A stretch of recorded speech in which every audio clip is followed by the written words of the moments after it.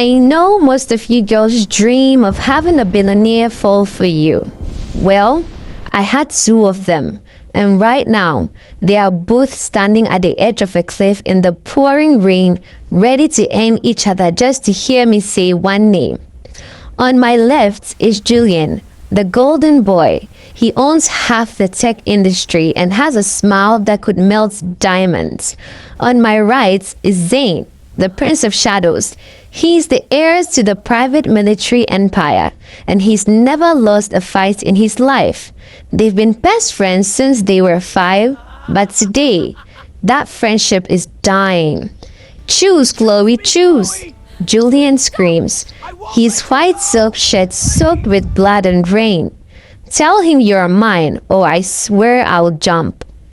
Zane steps forward, his eyes cold as winter grave. She's not a prize, Julian. She's my queen. And if I have to burn your entire world down to keep her, I will. I stand between them, wearing a dress that cost more than a penthouse, looking like the victim. But as I look into the camera, I let you in on a little secret, my darlings. I am not the prize. I am the architect, in fact. I didn't get caught between these two billionaires. I built the trap they are currently falling into.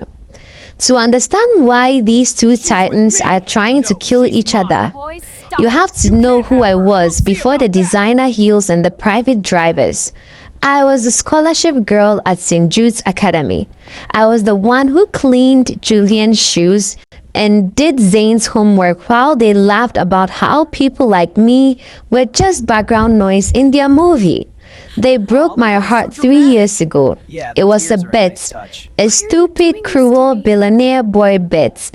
Who can get the poor girl fall in love first? Hold up, before we continue, subscribe to our channel, like, put us on post notification if you're interested in stories like this.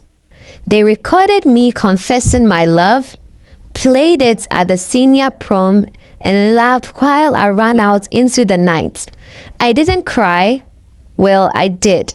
But then I dried my eyes and realized that billionaires don't feel guilt. They only feel loss. So I disappeared. I spent 3 years reinventing myself. I studied their portfolios, their weaknesses, and their egos. I became the teenage baddie they couldn't ignore.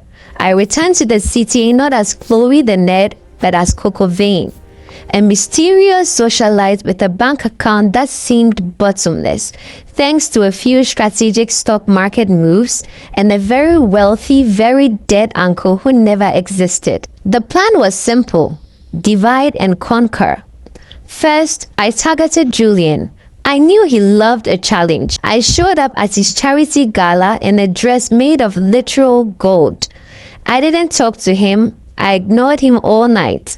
By 2 a.m., he was obsessed. He sent me 1,000 roses the next day.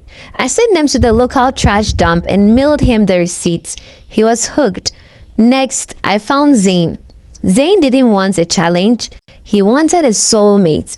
I accidentally met him at a private art gala, crying over a painting that I knew was his mother's favorite.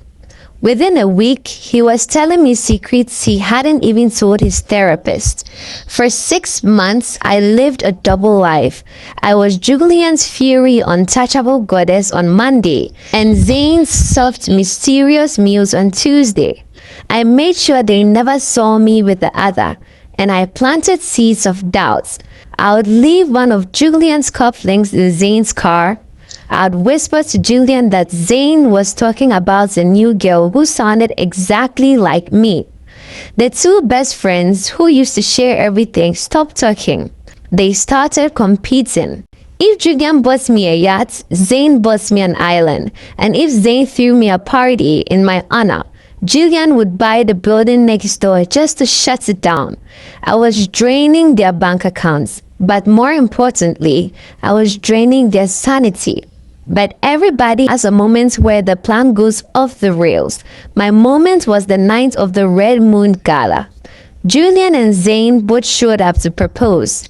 At the same time, in front of the entire elite class of the city, the room went silent as they both knelt down. Julian's father, the original billionaire king, stepped onto the stage. "Stop," he yelled.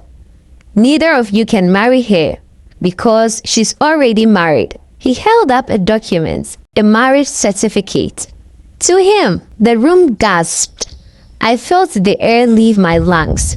Julian and Zane looked at me with pure horror. But here's the thing though, I had never met the father. I realized in that moment that I wasn't the only one playing a game. Julian's father had seen what I was doing to his son and his empire. He had forged the documents to ruin my reputation and make Julian and Zane hate me. He wanted to turn the Baddie back into the scholarship girl who could be stepped on.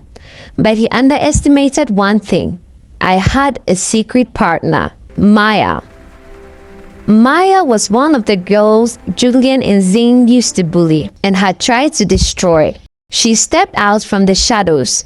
She wasn't just my friend, she was the lead investigator for the International Tax Board. "Actually, Mr. Sterling," Maya said, her voice cutting through the silence, "that marriage certificate is fake. But these bank statements showing you've been stealing from your son's trust fund to pay for your gambling debts, well, these are very, very real." The father was arrested. The empire was crumbling and Julian and Zane had lost everything except their obsession with me. They escaped the chaos and chased me here, to the edge of the world. They don't care about the money anymore. They don't care about the scandal. They just want the one thing they can't have, the truth. "Who do you love, Chloe?" Julian asks, his voice breaking. "Is it the golden boy or the shadow?" I look at them both. I see the little boys who laughed at me 3 years ago. I see the man who tried to buy me for the last 6 months. I have a confession, I say, stepping back toward my waiting helicopter. I never loved either of you. You were a project, a lesson in what happens when you treat people like toys. I pulled out the recording from 3 years ago, the one where they were both laughing at me. I played it loudly. The sound of their own voices mocking me fills the air. "You asked who I choose?" I say as the helicopter blades begin to whir. "I choose the girl you tried to destroy because she's the only one in the story who actually has a heart." Julian and Zane are still on that cliff. They didn't jump, no. They are just stuck. They have no money, no best friend, and no Chloe. Me? I'm in the air, flying toward a new city. I have the millions I invested from their gifts, and I have a new name. People ask me if I feel bad for making two best friends fight. I just tell them the truth. I didn't make them fight.